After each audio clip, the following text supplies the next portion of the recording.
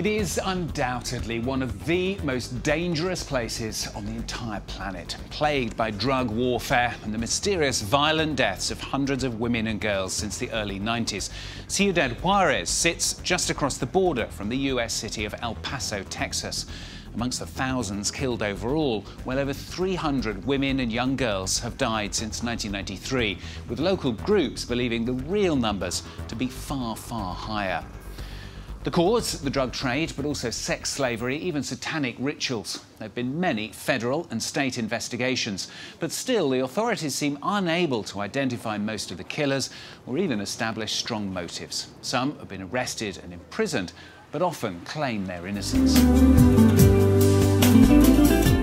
Tamsen Challenger, an artist known for her work related to gender violence, created an exhibit titled 400 Women in recognition of the women in Ciudad Juarez that have gone missing since 2006. She approached over 200 artists asking them to produce a portrait of one of the women, either from a photograph given by the family of the missing victims, or even as little as a description. One of the main goals of this exhibit was to give faces to the hundreds of women that have gone missing over the years, whose cases have gone unnoticed by local authorities. A quote important to Challenger, once said by Stalin, is that one death is a tragedy and a million is a statistic. With this exhibit, Challenger is trying to salvage the individual from the statistic and raise awareness of the horrors that are a part of everyday life in this border town, in an effort to get the local authorities to pay more attention to their cases. Another artist that wanted to call attention to these tragedies was Enrique Jazik, who created a work that leaves an impact on the audience. He was inspired by Robert Smithson's land art known as Asphalt Rundown from 1969, where Smithson filled a dump truck full of hot asphalt and poured it down the side of a cliff. However, the difference in Jazik's work from 2009 is that he filled up a dump truck with the internal organs from animals found at a local butcher's shop in the city. He drove the dump truck out to the desert where he dumped them over a cliff along of the border town. He called his work 6 cubic meters of organic material. This work is a reflection on the violence that is prevalent in Ciudad Juarez, as well as to pay homage to all of the victims.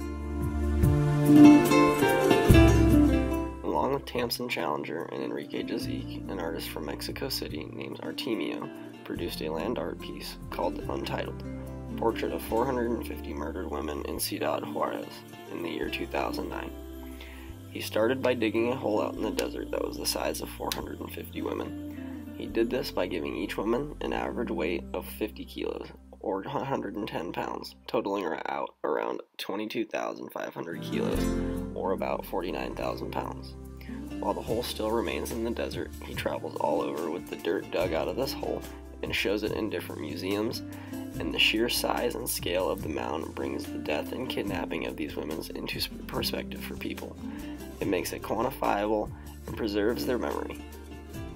But like any memory, it fades just like the dirt will as it is transported all over the world. Some will be lost and eventually Mother Nature will fill in the hole dug in the desert and the piece will be gone. The Untitled piece, portrait of 450 women killed in Juarez, is basically a comment not only about these mass murders of women in Juarez. It's also a comment related to memory and the absence of memory and how we lost the track of history and life. And I decided to do it with earth because it works in different ways, but in the beginning the idea of doing this piece was to make like this hole as a common tomb to drop more bodies, and it's the exact amount of the weight of 450 women killed if you put an average weight of 55 kilos. So it makes like 28,000 kilos in sort of. So with this idea it was like to make the hole, and the earth represents the amount of earth that would be 400 women killed. So it's not like the amount in size, but it's in weight. And so it started like that. So the hole is still in Ciudad Juarez. but the dirt is traveling and it gets lost. So at some point, the idea is that it will disappear, like the memory of that and all the memories. No? Like it's like nobody remembers this, nobody remembers that, and every time there's something new that doesn't let you remember the past and have it present, so you can correct the present and make it better for the future.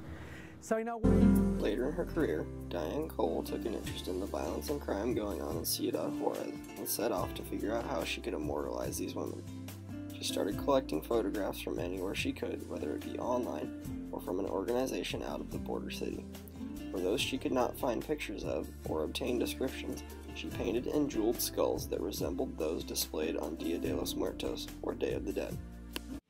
I started working about 6 or 7 years ago. I definitely decided I wanted to work on issues about the border and about immigration and about gender and violence. So I started this project probably around 5 years ago.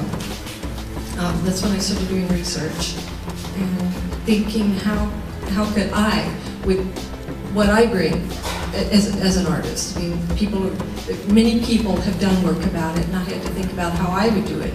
And since I was trained primarily as a painter, I decided that I wanted to do portraits of the victims. I started looking at the history of art, and I thought, who usually gets their portraits painted? Who is immortalized through art? It's always been the rich, the noble.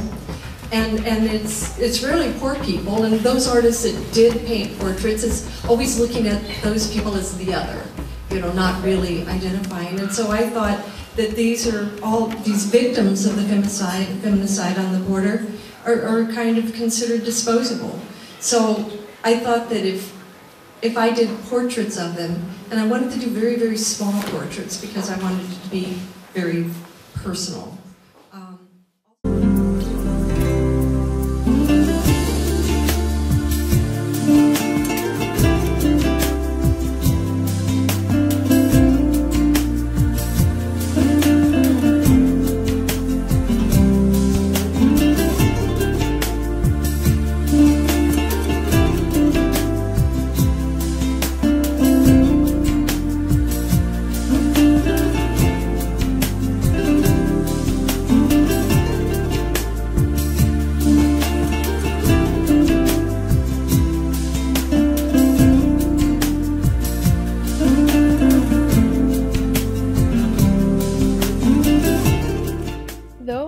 Artists employ different techniques. They are all driven by the same horrific series of events.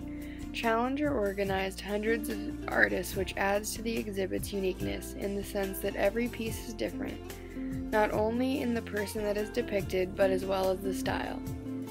Each artist used different colors, and some made sharp lines and more detailed portraits, while others took a more abstract approach. This was a key element in the exhibit because it helped show that every person and each missing woman matters just as much as the next. Jazik took more of a political protest approach with his piece, by grasping everyone's attention through the morbid way in which he recreated Smithson's earlier work. Though the piece was not immortal like a painting or a sculpture, it made a lasting impression, and that is what Jazik was trying to accomplish.